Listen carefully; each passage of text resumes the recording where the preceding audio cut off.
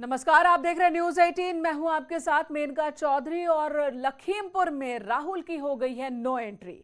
प्रशासन ने इजाजत नहीं दी है राहुल गांधी को लखीमपुर जाने की। पीड़ित किसानों से मिलना चाहते थे राहुल गांधी। भूपेश बघेल जो कि छत्तीसगढ़ के मुख्यमंत्री कल से ही उत्तर प्रदेश में हैं, वो भी लखीमपुर खीरी जाना चाहते हैं, लेकिन उन्हें भी इजाजत नहीं दी गई है। प्रशासन ने धारा 144 की दलील दी है। उनका कहना है कि धारा 144 लागू है और ऐसे में वहां पर बड़ी संख्या में लोगों को जाने की इजाजत नहीं दी जा सकती। वहीं यूपी सरकार का कहना है कि लखीमपुर खीरी में जो हुआ बहुत ही संवेदनशील ये पूरा का पूरा मामला, और ऐसे में पॉलिटिकल टूरिज्म की इजाजत किसी भी राजनीतिक दल को नहीं देंगे। लेकिन राहुल गांधी लखीमपुर खीरी जाना चाहते हैं। आज सुबह 10 बजे उनकी एक प्रेस कॉन्फ्रेंस होगी, देखना होगा कि उसमें क्या कहते हैं। साथ ही ये भी खबर है लखीमपुर खीरी के अलावा सीतापुर जाएंगे राहुल गांधी। अनामिका सिंह हमारी सहयोगी लखनऊ से हमारे साथ मौजूद है। अनामिका, प्रशासन ने इजाजत नहीं दी है राहुल गांधी को लखीमपुर खीरी जाने की, लेकिन खबर है कि वो सीतापुर जाएंगे और अपनी बहन से मुलाकात करेंगे। देखिए, कल ही राहुल गांधी ने पत्र लिख करके ये अपील की थी सरकार से कि उन्हें जाने दिया जाए, और साथ ही ये भी हवाला दिया था कि चूंकि यूपी सरकार बार बार ये कह रही धारा 144 लागू है, लिहाजा वो सिर्फ 4 लोगों के साथ ही लखीमपुर जाने की परमिशन मांग रहे थे। और वो ये भी चाहते थे कि उनकी बहन को जिस तरीके से रखा गया है सीतापुर में, हिरासत में लेके कल गिरफ्तार भी कर लिया गया, तो वो उनसे मुलाकात करने जाना चाहते हैं। लेकिन आज बड़ी खबर ये आ रही है कि राहुल गांधी को इजाजत नहीं दी गई है। यूपी सरकार ने नई दिल्ली एयरपोर्ट को भी पत्र लिखा है और पत्र लिख करके ये कहा है कि राहुल गांधी को फ्लाइट में सवार न होने दिया जाए। इसके अलावा ये भी कहा गया है कि जिस तरीके से कांग्रेस संगठन के महासचिव केसी वेणुगोपाल ने भी परमिशन मांगी थी, उसको देखते हुए ये कहा गया है कि लखीमपुर की घटना को देखते हुए धारा 144 लागू की गई है। इस लिहाज से राहुल गांधी को फ्लाइट में भी बैठने की परमिशन ना दी जाए। यानी कि जहां यूपी सरकार लखनऊ में नहीं उतरने देना चाहती राहुल गांधी को, तो जी अनामिका, धन्यवाद इस पूरी जानकारी देने के लिए। तो एक तरफ धारा 144 का तर्क देकर के राहुल गांधी को लखीमपुर आने से रोका जा रहा है, और साथ ही ये भी निर्देश है कि उन्हें फ्लाइट में ही ना बैठने दिया जाए ताकि लखनऊ भी वो ना पहुंचे। राहुल गांधी को भले ही लखीमपुर खीरी जाने की इजाजत नहीं मिली हो, लेकिन आज राहुल अपनी बहन प्रियंका से मिलने जा सकते हैं सीतापुर।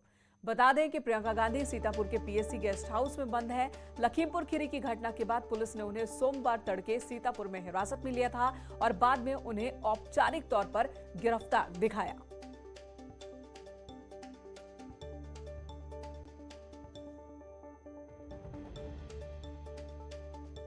तो सीतापुर जा सकते हैं राहुल गांधी प्रियंका गांधी से मुलाकात करने, लेकिन जैसी खबर आ रही है हमारी सहयोगी अनामिका बता रही है कि ये निर्देश दिए गए हैं कि राहुल गांधी को फ्लाइट में चढ़ने ही ना दिया जाए ताकि वो लखनऊ ना पहुंचे। और ऐसे में आज भी कुछ गतिरोध जैसी स्थिति बन सकती है। सड़कों पर लगातार कांग्रेस के कार्यकर्ता डटे हुए हैं, उत्तर प्रदेश से लेकर उत्तराखंड तक। और अब जब सीतापुर के जेल में इस वक्त सीतापुर के पीएससी गेस्ट हाउस में प्रियंका गांधी हैं, तो वहीं पर राहुल गांधी उनसे मिलने आना चाहते हैं। मोहम्मद शबाब हमारे सहयोगी सीतापुर से लगातार बने हुए हैं। शबाब, ये खबर आ रही है कि प्रियंका गांधी से मिलना चाहते हैं राहुल गांधी, लेकिन साथ ही साथ अनामिका बता रही है कि ऐसे निर्देश है कि राहुल को फ्लाइट पर चढ़ने भी ना दिया जाए।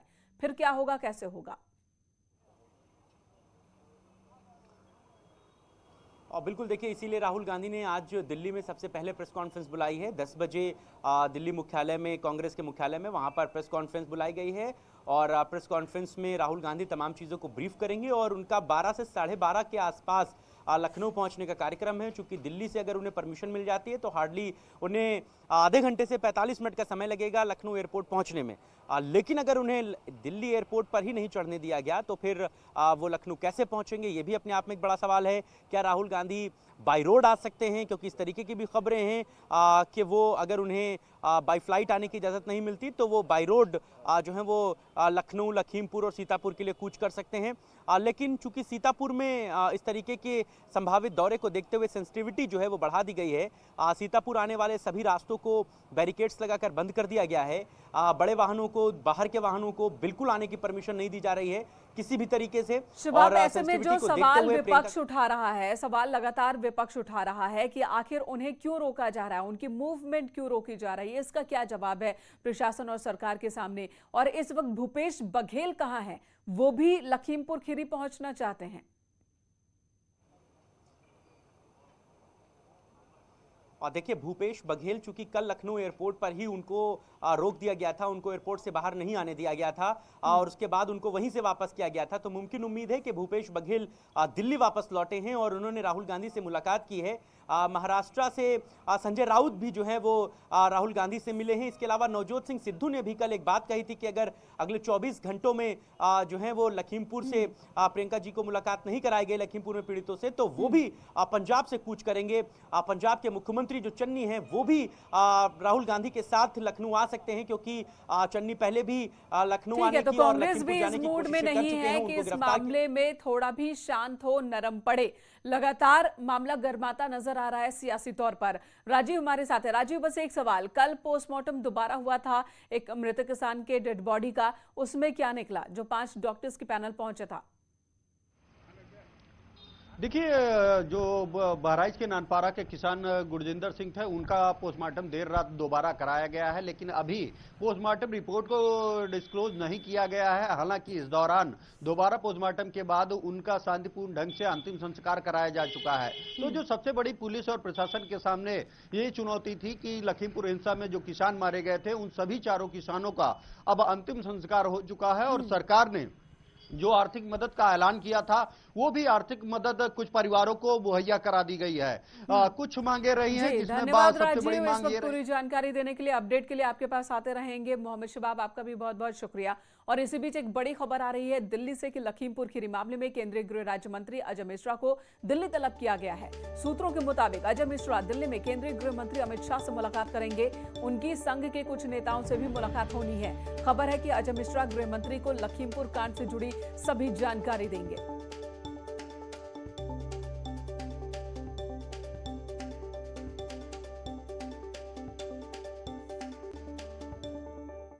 इधर सीएम योगी आज चंदौली और वाराणसी के दौरे पर रहेंगे। चंदौली को 500 करोड़ की सौगात देंगे मुख्यमंत्री।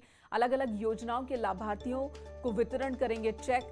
सीएम वाराणसी में एक समीक्षा बैठक करेंगे, जिसमें कानून व्यवस्था और विकास कार्यों के बारे में बातचीत होगी। टीकाकरण अभियान में भी हिस्सा लेंगे सीएम।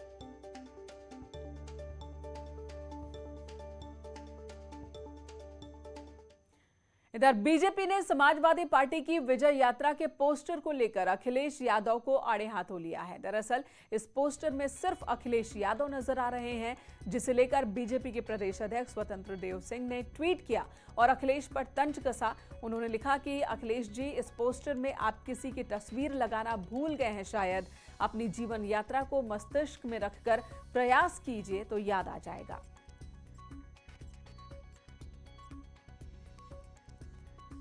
वहीं कैबिनेट मंत्री ने अखिलेश पर निशाना साधते हुए कहा कि पहले चाचा गए, अब अखिलेश जा रहे हैं। तो वहीं एसपी ने पलटवार करते हुए बीजेपी के डीएनए पर सवाल उठाए हैं कि परिवार के लोगों को गायब करने के लिए और एक ही शहंशाह रहे तो वही रहेंगे, बाकी तो सब जा सकते हैं।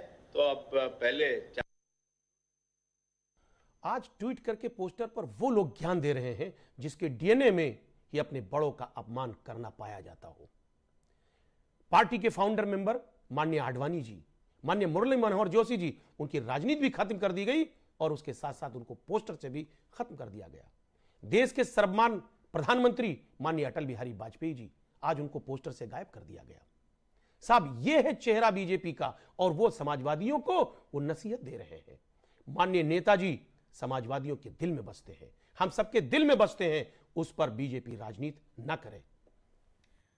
इधर गायत्री प्रजापति की मुश्किलें बढ़ गई हैं। एक और मामले में गायत्री पर आरोप तय हो चुका है। हत्या के लिए अपहरण की कोशिश, छेड़खानी के मामले में गायत्री पर आरोप तय हुए हैं।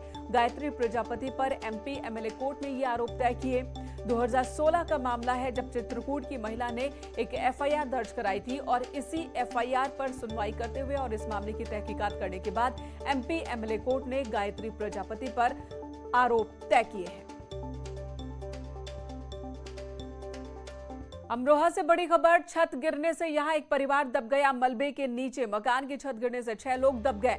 गांव वालों ने दबे लोगों को बाहर निकाला। 4 लोगों की हालत गंभीर बताई जा रही है। घायलों को हॉस्पिटल में भर्ती करा दिया गया। अमरोहा देहात के फरीदपुर गांव का ये मामला। तस्वीरें भी इस वक्त आपके सामने हैं, हादसे की ये तस्वीर।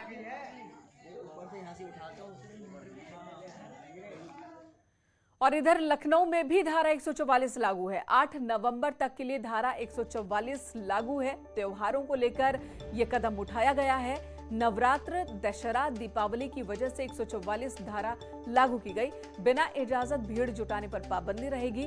भड़काऊ पोस्टर, अफवाह फैलाने वालों पर भी सख्त कार्रवाई होगी। इधर यूपी सरकार ने स्टाम्प ड्यूटी के मामले में गरीबों को बड़ी राहत दी है। कैबिनेट की बैठक में ईडब्ल्यूएस के एलआईजी के मकानों में रजिस्ट्री पहले के लिए प्रॉपर्टी के लिए फिक्स रेट पर तय कर लिए गए हैं। पहले प्रतिशत के हिसाब से पैसे देने पड़ते थे, लेकिन अब सरकार ने इसके लिए रेट फिक्स कर दिया है। अब 500 रुपए में ही रजिस्ट्री हो सकेगी, जिसका सबसे ज्यादा फायदा उन गरीब परिवारों को मिलेगा जिन्हें रजिस्ट्री के लिए अलग से ज्यादा पैसे देने पड़ते थे। आपको बता दें, आज ही पीएम मोदी ने स्टाम्प ड्यूटी के मामले में महिलाओं को छूट देने को लेकर यूपी सरकार की तारीफ की थी। कल के प्रोग्राम में प्रधानमंत्री ने तारीफ की थी और उसके बाद एक और बड़ा फैसला यूपी सरकार की तरफ से लिया गया। विक्रय के लिए जो रजिस्ट्री अमाउंट होएगा वो 500 रुपए ही होएगा, फ्लैट कर दिया गया है। ये ईडब्ल्यूएस जो एलआईजी के हैं उनकी लिए किया गया है। तो लाखों की संख्या में ईडब्ल्यूएस के जो लाभार्थी होंगे, फ्लैट जिनको मिल रहा है, उनको ये रजिस्ट्री करने में सुविधा मिलेगी। यानी कि ईडब्ल्यूएस के लिए एलआईजी फ्लैट अब सिर्फ 500 रुपए में रजिस्ट्री हो सकेंगे। एक ब्रेक के लिए रुकते हैं, तुरंत लौटेंगे।